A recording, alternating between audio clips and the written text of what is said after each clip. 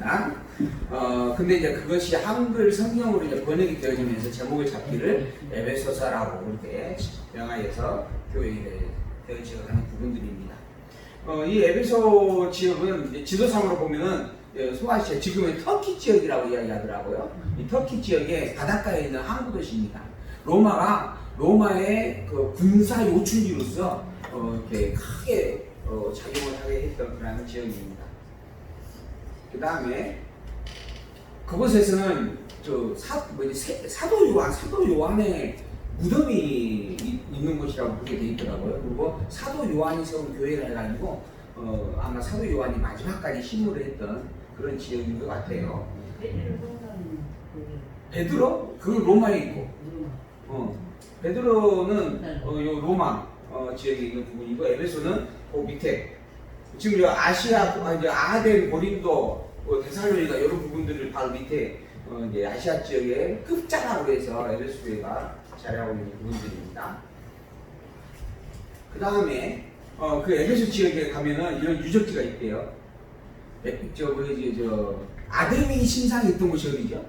그게 에베소 지역이죠? 아데미 신상. 아니, 아덴 말고 아덴이 여신상. 그래갖고 나중에 이제 바울을 그 아덴이 아니고 아마 그게 에베소일 거예요. 에베소. 이게 아덴 광장에서 했던 분 같은데. 아덴은 수많은 우상신이 저기에 있던 곳이고, 에베소에서는 아덴이 여신이 해가지고 그 우상을 만들려고 하던 사람하고 한바탕 소란이 있었던 그런데요. 근데 거기에 가면 이런 유적지가 남아있다라고 하는 부분이에요. 이게 지금 그 지역에 큰 광장들이 있고 건물들이 이렇게 남아있는 부분들이 있다고. 신전이니까. 이게 신전의 형태라고 그렇게 이야기해요. 그런 유적지가 있는 곳이랍니다. 현재 아직도 이런 건물이 자네들도 남아있고. 에베소 지역, 에베소 안 가보셨죠? 혹시 가게 되면 저도 좀 데려가 주시면. 이 에베소 지역에 이제 에베소 교회가 이제 편지를 보내는데, 아까 말씀드린 것처럼 직접적인 대상은 에베소 교회의 성도들입니다. 근데 이 에베소서가 담고 있는 내용으로 보게 되어지면 교회의 모든 자들을 포괄해서 그 내용을 가름하고 마무리 정리하고 더 본질적 내용을 다루고 있는 부분으로 그러니까 이렇게 살펴볼 수 있는 그런 가치가 있는 내용들입니다. 그래서 이제 이 에베소서를 기록한 저자가 사도 바울인데, 에베소 교회를 설립을 했고 그리고 그 교회를 향해서 보낸 편지라고 하는 부분이죠. 그 기록 연대는 로마 옥중에 있을 때 기록했다. 61년에서 63년 2년 동안 로마에 이제 감금되어진 상태에서 있었던 그런 부분인데, 그 당시에 기록을 했다라고 하는 겁니다. 빌립보서, 골로새서, 빌리몬서도 이때 같이 기록이 되어졌다라고 합니다. 이 2년 사이에 교인들에게 편지를 보낸 겁니다. 이 편지의 내용은 바울을 통하여서 복음을 접한 교인들입니다. 근데 그런 복음을 전해준 바울이 지금 로마에 감옥에 갇혀가지고 지금 옥중 생활을 하고 있는 거예요. 그런 부분으로 말미암아 바울을 향한 염려의 기도가 있을 수밖에 없습니다. 또한 그런 바울조차 핍박을 당하고 로마 감옥에 끌려가 있는 상황인데 교회가 얼마나 핍박을 당하겠습니까? 그런 또 핍박이 많이 하던 그런 상황에 처해 있는 그런 내용들이 현상들인 거죠. 그런 상태에서 바울이 감옥에 있으면서 갇혀 있는 상황에서 편지를 보내는 거예요. 나에 대해서 염려하고 걱정하는 것들을 다 알지만은 걱정할 필요가 없다. 왜? 나는 복음을 증거하기 위하여 일본의 이곳에 와 있는 것이다 라고 이제 바울이 이야기합니다. 그리고 할 수만 있으면 나는 이곳에 죽기를 소망한다. 그러나 내가 죽는 것보다 살아있다라고 한다면 그것은 나를 위함이 아니요 너희에게 더 큰 유익이 될 것이다. 이러면서 이 편지를 쓴 내용들이 있죠. 근데 그런 내용들의 편지를 담고 보내는 겁니다. 그러니 내가 증거한 복음에서 흩어지지 말고 더 굳게 확증의 신앙에 거하기를 소망한다 라고 하는 겁니다. 더불어 이거 위에는 어떤 것도 복음이 없다 라고 하는 겁니다. 이거 위에 다른 것을 가르치는 많은 자들이 있는데, 그러니까 사실 이 많은 자라고 하는 부분들 표현들이 이단들이 굉장히 많이 득세하고 있는 겁니다. 지금뿐만 아니라 그때에도 수많은 이단들이 있었다고 이야기할 수 있는 부분들이에요. 거짓을 잘못된 교훈을 가르치는 자들이 참 많았다라고 하는 겁니다. 그것도 교회 안에서 비일비재했어요. 더더구나 복음으로 말미암아 함께 하는 자들 가운데 있어서 지도자가 되어져 가지고 교회를 불란케 하는 그러한 교회를 무너뜨리는 그러한 일로 변질되어 가는 경우들이 많습니다. 그래서 그 무슨 집사죠? 이단 집사 하나 나오잖아요. 그 이름이 갑자기 니골라당. 그 니골라당이라고 하는 부분의 그 부분들도 교회 안에서 일어나는 사건입니다. 교회에 집사의 직분을 가진 자 중에 하나가 결국 교회 복음을 변질된 복음으로 가르치고 그래서 이제 결국 분파가 일어나서 교회를 나가게 되어져서 일들이 입제되어진다라고 하는 거죠. 근데 이제 그런 상황에서 복음을 자기가 증거한 복음에 대한 내용을 강변하면서 그 중심에서 흐트러지지 말라라고 당부하는 그런 내용들이 기록이 되어져가는 부분들입니다. 본세의 요절은 너희는 사도들과 선지자들 터에 세우심을 입은 자라. 사도와 선지자들의 터 이거는 결국은 말씀입니다.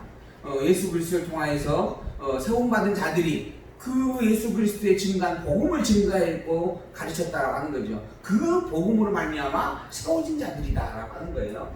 그러한 세우심을 입은 자 교회와 성도이다. 그리스도 예수의 친히 모퉁이돌이 되어주셨다. 너희들의 기초는 바로 그리스도 예수이다라고 하는 거죠. 복음만이 너희들의 뿌리이다라고 하는 겁니다. 그리고 교회의 진리에 대한 말씀을 분명하게 선포하는 내용들이다. 본세의 기록의 목적은 성령께서 사도 바울을 통해서 에베소에 있는 교회에 대한 진리로서 부장케 하는 섭니다. 환난에 처해 있는 상황에 바울을 통해서 위로와 권고를 해주시는 섭리이고 그로 말미암아 환난 중에서 낙심하지 않고 더욱 견고히 복음을 굳게 서기를 소망하는 마음으로 이 교회를 이 서신이 기록되어 가고 있는 것이다 라고 하는 겁니다. 에베소서에 대한 내용의 말씀을 요약하면 신학교의 설립, 교회가 설립되어지는 설립의 원천, 그 근거의 기초와 실제에 대한 내용을 먼저 이야기를 해줍니다. 그래서 이제 본질을 확인을 해주는 겁니다. 이미 교회란 무엇인가 바로 하나님의 아들이었다라고 하는 것을 선포가 되어졌어요. 그런 교회를 향해서 다시 한번 하나님의 아들일 수밖에 없는 또 하나님의 아들 되어짐의 근거가 뭔가? 바로 창세 전 하나님의 작정과 예정이다라고 하는 부분을 해가지고 교회 설립에 대한 본질적인 출발점을 이야기하게 되어집니다. 먼저 성부 하나님의 예정으로 시작되어졌다라고 하는 겁니다. 중요한 것은 아까 말씀드렸지만 우리가 살고 있는 이 세계를 우리는 피조 세계다 이렇게 이야기합니다. 이 피조 세계라고 하는 부분은 시작에서 끝이 있는 세계예요. 근데 이게 전부가 아니라고 하는 겁니다. 하나님의 섭리는 이 피조 세계가 있기 이전에 즉 시작에서 끝을 가진 세계를 만들기 이전에 섭리가 있다라고 하는 거예요. 이게 지금 영원 섭리예요. 영원. 그래서 창세 전 영원이다라고 표현합니다. 창세 전 영원하신 섭리 속에서 하나님의 뜻이 있죠. 뜻, 하나님의 뜻. 이 뜻을 작정과 예정으로 드러내게 되어집니다. 하나님의 좋아하심과 싫어하심, 하나님의 기쁨과 하나님의 싫어함, 이러한 것들에 대한 부분들, 선과 악이라고 하는 부분들을 당신의 계시적 표현으로 드러내는 섭리입니다. 그게 바로 작정이고 예정입니다.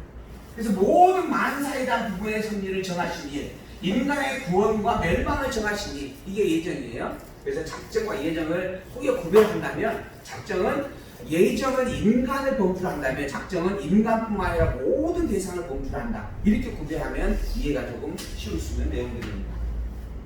그래서 모든 만사의 작정 속에서 만사의 섭리 속에서 인간에 대한 부분들을 구체적으로 드러내고 증거하셨다. 그 부분을 무엇을 통하여서 그리스도를 통하여서 이루시겠다라고 하는 것을 창세 전에 그것도 정하신 일이었다라고 하는 겁니다.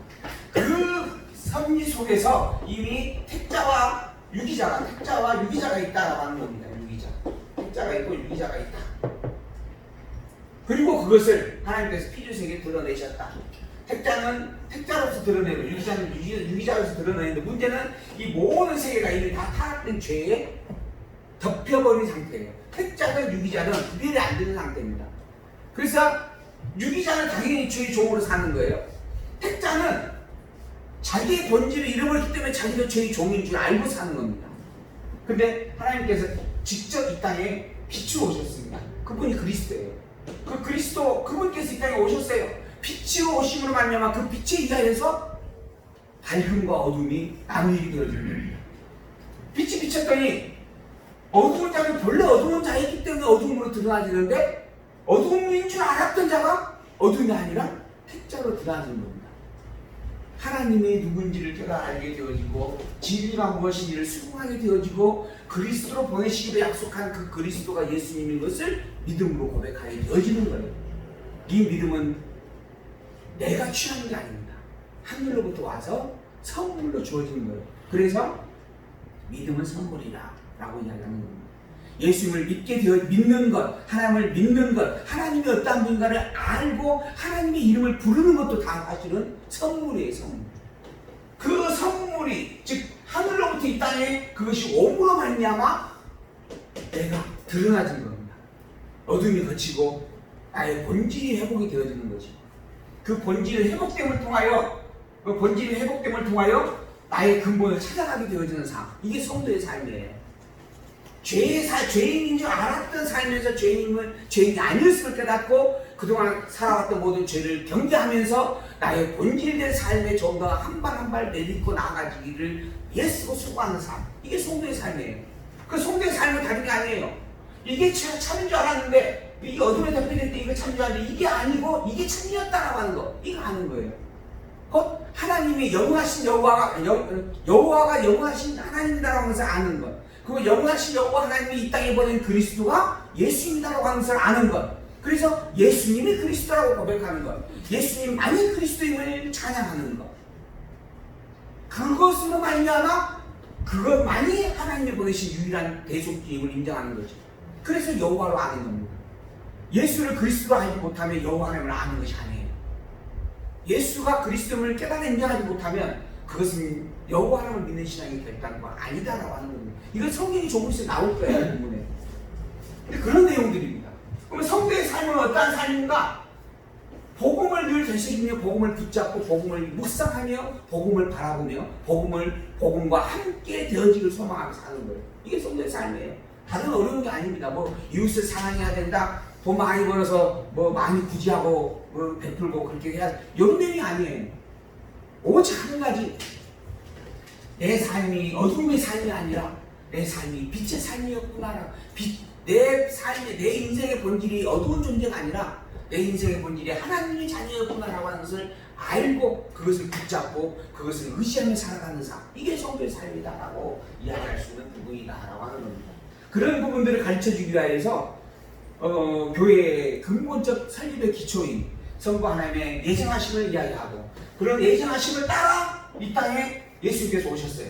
예수님께서 왜 오셨는가? 하나님께서 그렇게 정하셨고 정하신 대로 하나님이 빛으로 보내기 때문에 오신 것이다. 그래서 이제 예수님께서 이 땅에 오셔서 죽는 겁니다. 왜 죽는가? 왜 죽어요? 하나님께서 이미 죽기로 정하셨고 죽게끔 하려고 보내셨기 때문에 죽는 거예요. 예수님이 열심히 사역의 운동하다가 힘이 없어서 붙잡혀가지고 매맞고 그러다가 결국은 그 공을 못 이겨서 죽는 것인가? 그러지 않아요. 일부러 죽으신 겁니다. 왜 죽으셨는가? 일부러 죽었다라고 하는 것도 우리의 표현입니다. 죽을 수밖에 없어서 죽은 거예요. 왜 그러는가? 이미 정해놓으셨거든요. 당신께서 이 땅에 보내 그렇게 죽게 할 자로 정해놓으셨기 때문입니다. 왜 죽게 할 자로 정하셨는가? 당신의 신실하심을 알기 위해서 그래요.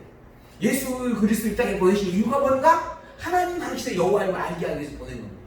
그러니까 여호와 하나님을 드러내는 증거의 최고의 표현이 그리스도라고 성경이 이야기를 하는 거예요. 그래서 그리스도를 알지 못하면 하나님을 안다라고 말할 자격이 없습니다. 하나님을 안다 하면서 여호와를 증거한다라고 하면서 그리스도를 부인하는 것은 이것은 자기 착각에 빠져 있는 일입니다. 이건 성경하고 아무 상관없는 겁니다. 물론 그분들이 가지고 있는 성경은 이 내용하고 다른 것일 수 있어요. 그래서 뭐 당신네들은 그 성경으로 그렇게 믿는다라고 하는 부분들이면 할 말이 없습니다. 그러나 우리가 공통적으로 지금 성경 66권 성경 전서라고 해서 함께 공유하여 가지고 있는 내용으로 볼 때 제가 가지고 있는 성경에는 그렇게 말하면은 옳지 않다라고 분명히 이야기를 하고 있습니다. 근데 하도 요즘에 성경이 많아가지고 그래서 어떤 성경으로 공부하냐가 중요한 부분들인 것 같아요. 그래서 제가 여러분과 함께 공유하고 있는 것은 어쨌든 개역 개정판 큰 글자 성경 전서에 개역 개정판, 전에는 개역 성경이었고 지금은 개역 개정판 성경인데요. 요거 이외에 뭐죠? 안식일교회는 안식일교회대로 또 성경이 따로 있습니다. 여러 가지도 따로 있나요? 그리스도교도 따로 있어요 원래. 그리스도교도 이 성경은 있어요? 네. 그리고 또 다른 쿵남이라고 하는 성경도 있고 여러 가지 성경이 있습니다. 그 교단마다 다른 부분들이 좀 있는데요. 근데 어쨌든 우리가 가지고 있는 성경으로 볼 때는 그건 복음이 아니다라고 분명히 말하고 있는 부분이다라고 이야기를 하고 있습니다.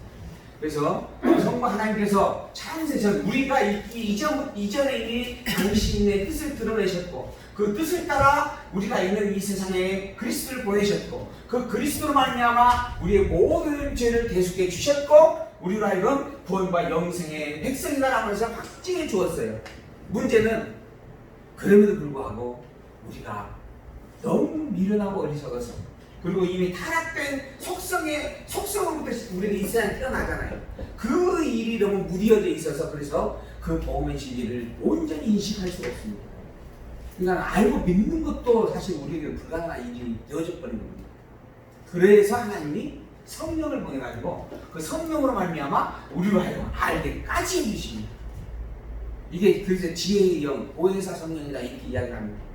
우리로 하여금 성경을 읽고 성경을 읽을 수 있는 마음을 주시고 또한 성경을 읽기는 읽되 그 뜻이 무엇인지 몰라 알 수 없는 우리인데 그것을 또한 알게까지도 해주시고 그렇게 성경을 확인하여 확증되어지기까지 하시는 그러한 섭리로 우리와 함께하고 계시는 분, 이 세상 예수님께서 다시 재림하여 오실 그때 세상에 심판이 되어질 그때까지 이 땅에서 우리와 함께 동거동락하시며 동행해 주시는 그분 성령 하나님이 계신다라고 하는 겁니다.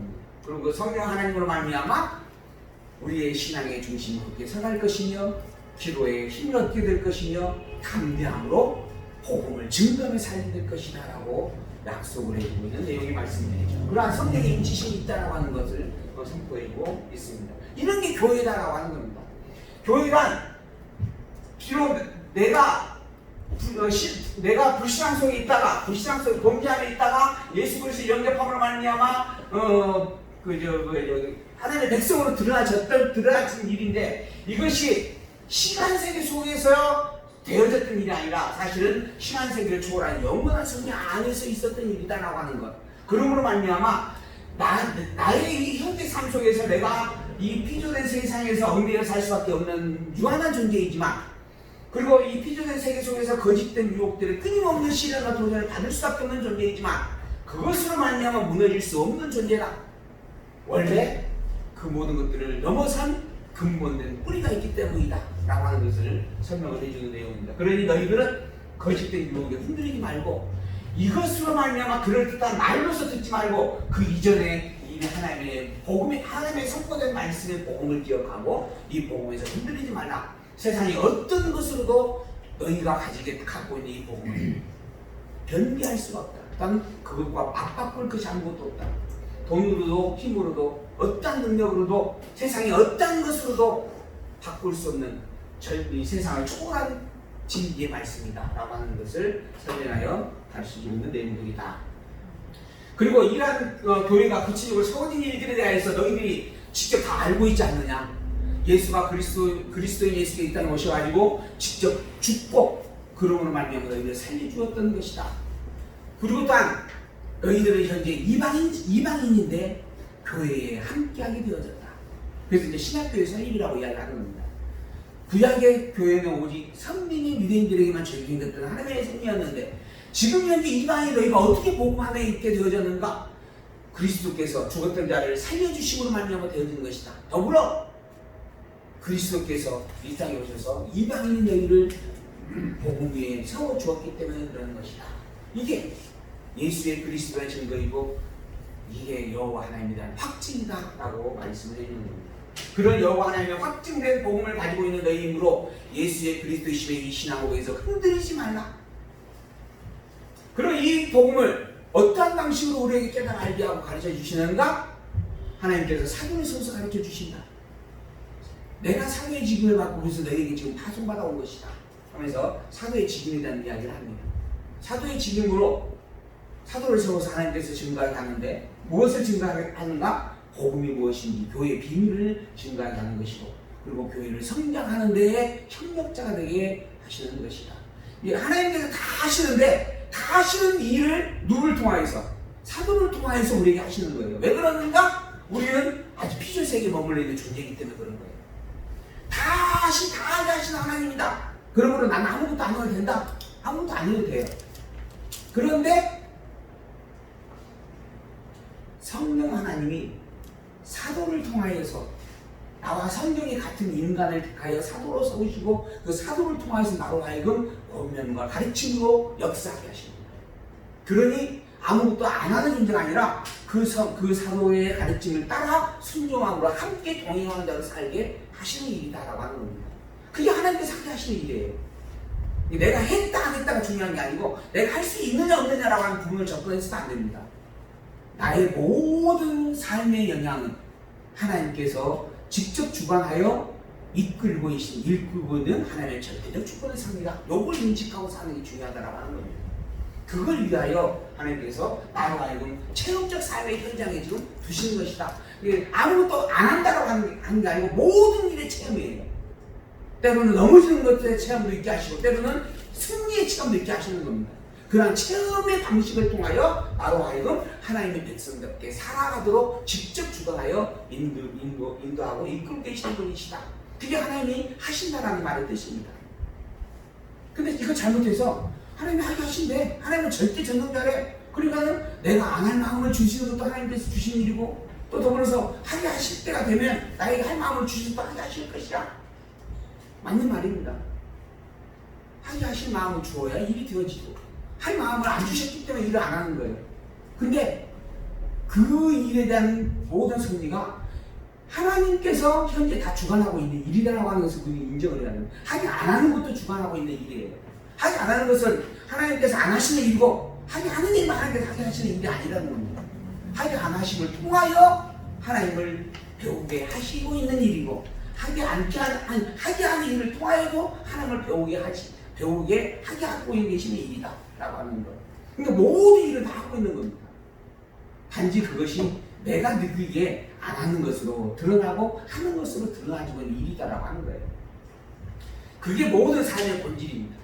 우리는 어떠한 것이든 하나님의 영향 안에서 벗어나질 수가 없고 우리의 모든 일은 하나님의 절대 주권 섭리 안에 있는 일입니다.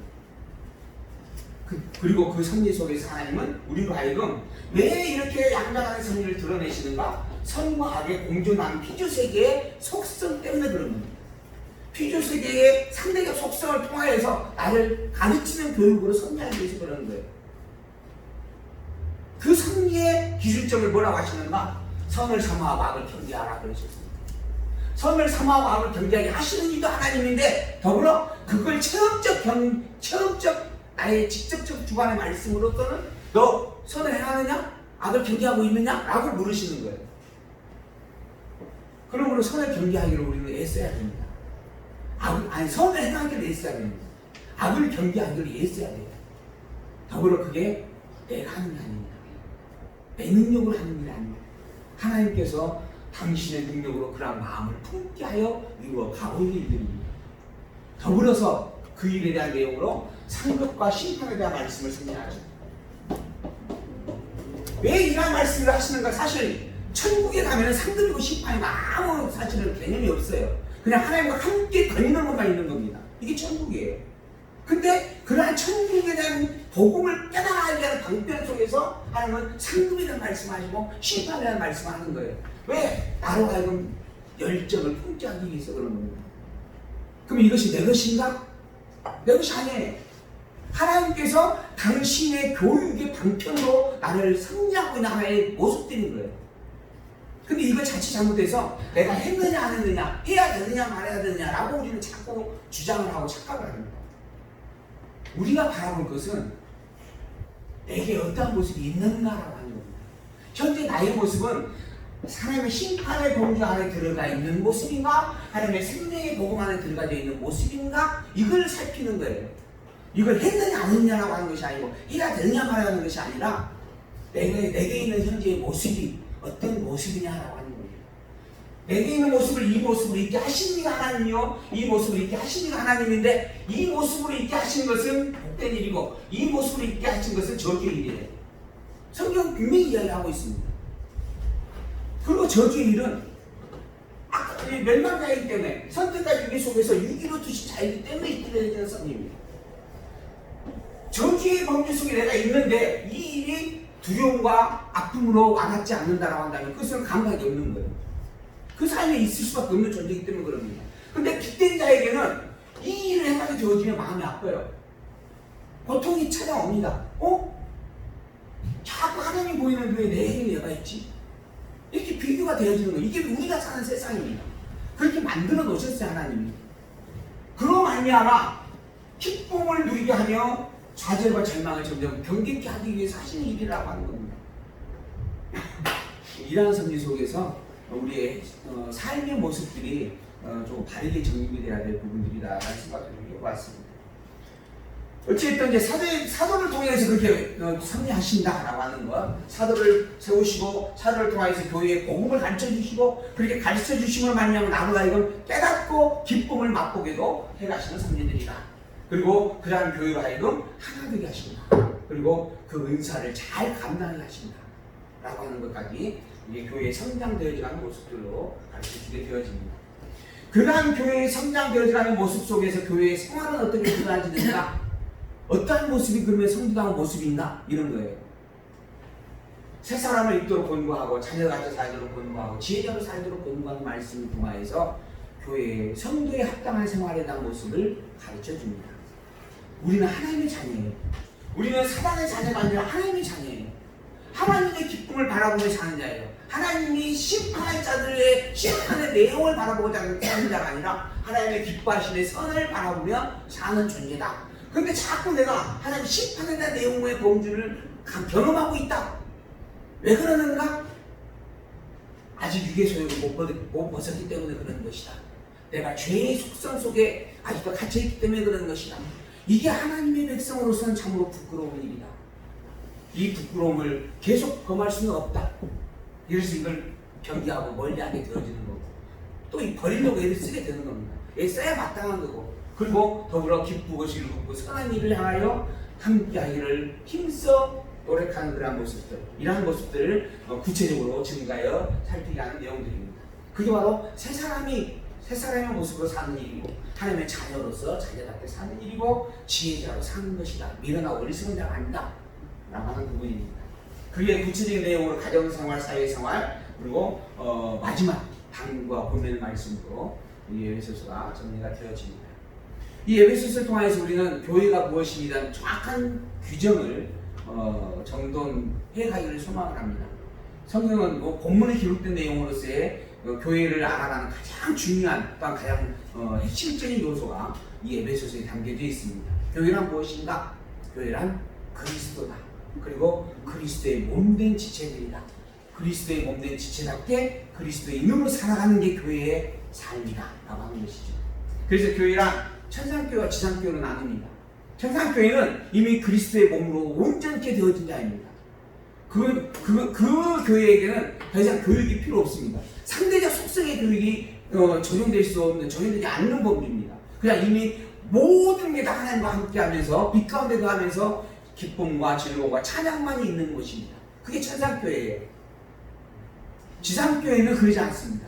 지상교회는 그런 온전한 참 교회로 향하여 나아가고 있는 과정 속에 있는 교회입니다.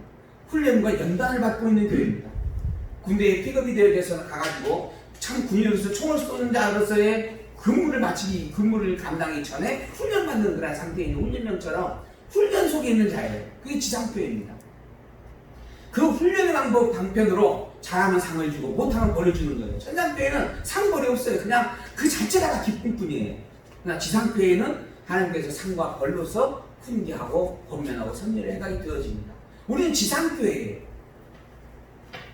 그러므로 지상교회는 열심을 다해서 악을 경계하고 분별하게 애써야 됩니다. 그리고 참된 복음에 바로 서가기를 또 몸부림치며 힘쓰며 기도하기를 애써야 할 부분들이다라고 하는 겁니다. 이 지상교회에는 유형교회가 있고 무형교회가 있습니다. 유형교회란 예수를 그리스도로 믿고 고백하는 자들의 모임, 즉 우리가 눈으로 볼 수 있는 복음을 고백하는 자들의 모임이에요. 이게 유형교회입니다. 근데 아직 예수를 그리스도로 고백하지 못하는 자들이 있어요. 그 고백하지 못하는 자들은 분명 유기자들이겠죠. 그런데 택자임에도 불구하고 아직 고백에 이르지 못한 자가 있습니다. 왜 그러는가? 택자의 선녀는 창세 전에 있었던 일인데 택자임에 드러나지는 선녀는 예수 그리스도 말미암아 적용되어지는 선녀이기 때문에 그런 거예요. 근데 아직 그게 적용이 안 된 자들이 있습니다. 예수님께서 십자가에 매달리실 때 우편에 있던 강도가 그런 겁니다. 강도는 죽기 직전에 예수를 영접하잖아요. 죽기 직전까지 예수를 몰랐던 자예요. 그리고 자기의 조언대로 종노릇하며 살았던 자입니다. 근데 예수를 만나고 예수님의 가르침을 듣고 복음을 깨달아 알게 되고 예수님이 그리스도임을 고백하게 되어지죠. 그때까지 그렇게 드러나지면 유형교회인 것이고 드러나지 않는 때까지는 택자이지만 무형교회, 아직 형체가 드러나지 않았다라고 하는 겁니다. 근데 무형교회와 유기자는 전혀 다릅니다.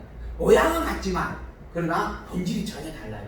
무형교회는 이미 창세전 영혼 안에서 택자가 되어진 자이고 그 다음에 유기자는 이미 창세전 예정 안에서 유기가 되어진 자입니다라고 하는 거죠. 전혀 다른 본질입니다.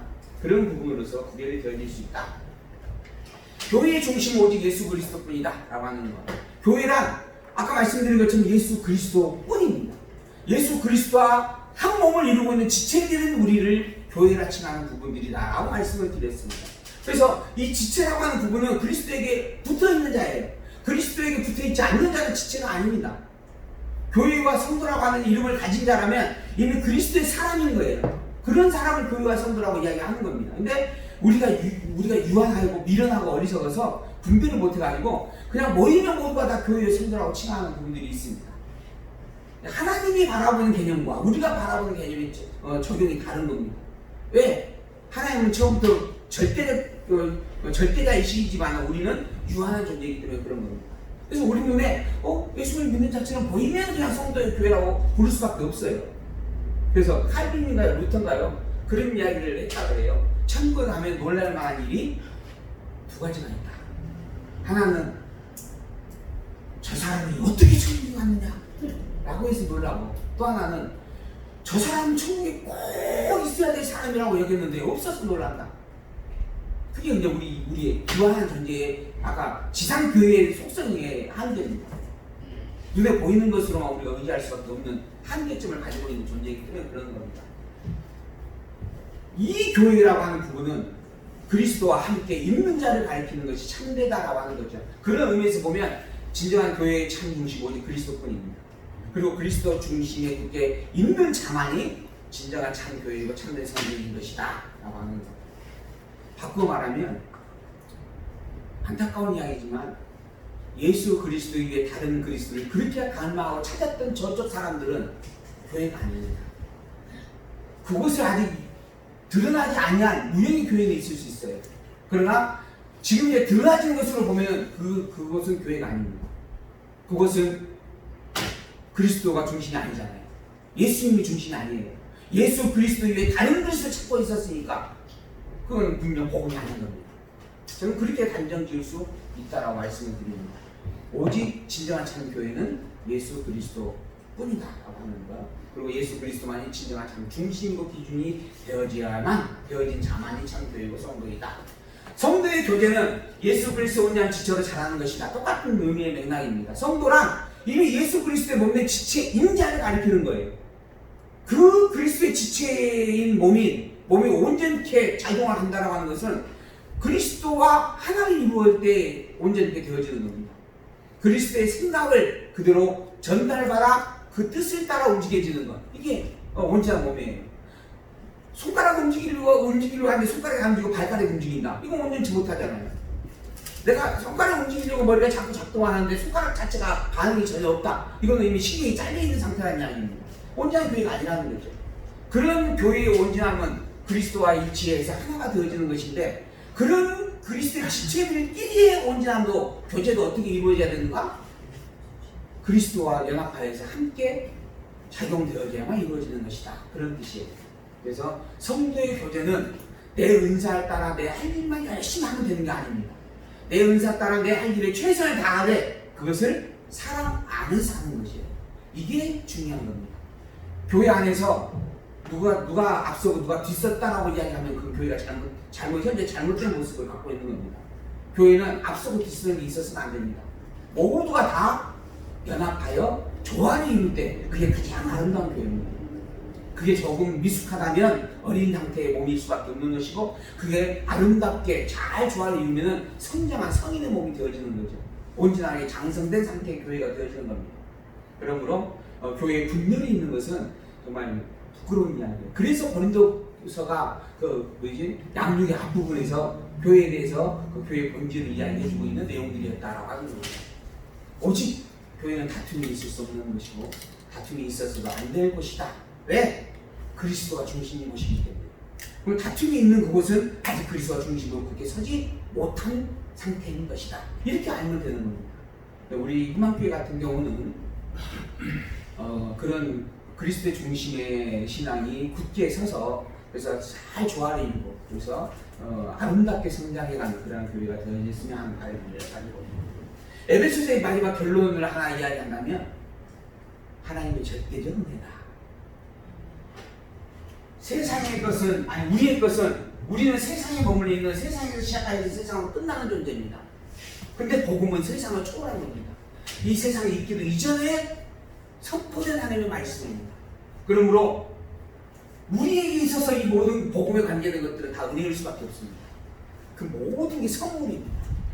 내가 누리고 있는 그 어떤 사소한 것이라도 그게 다 하나님의 절대 주권의 능력으로 말미암아 베풀어지는 일이며 하나님의 직접 주관하여 이끌고 있는 섭리이며 그 모든 것들이 하나님의 사랑의 감동 속에서 이루어져 가고 있는 일이다라고 하는 겁니다. 그래서 은혜 아닌 것이 아무것도 없습니다. 모든 게 다 은혜입니다. 넘어지는 것도 은혜요. 사고를 당하여 아픔을 겪는 것도 은혜요. 또 기쁘고 즐겁고 행복을 맛보게 되어지는 이 일도 은혜입니다. 왜 은혜인가? 그걸 통하여 내가 주인이 아니라 하나님이 주인인 것을 고백하여 하기 때문에 그런 겁니다.